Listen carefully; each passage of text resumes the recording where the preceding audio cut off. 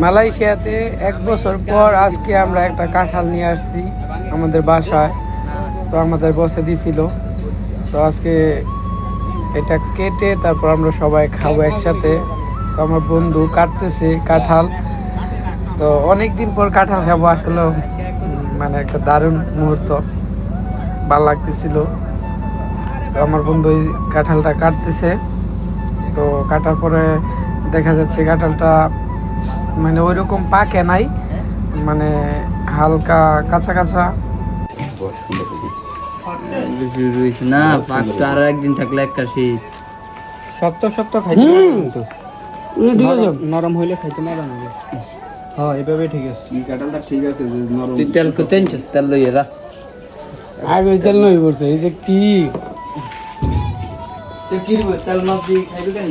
ও guys, কাঁঠাল খাই। রাসেল এদিকে আরে ভাত খালি কিছু হয় না। কাঁঠাল খাই, দে একটা দে।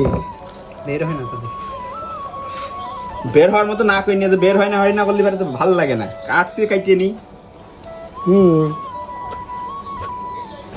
তা না, কাঁঠাল যদি ঠিকভাবে পাকে ওভাবে কান দিলে মাঝখান দিয়ে শেরছে না। কোকা তুইলাম তো করলে খালি না যেত।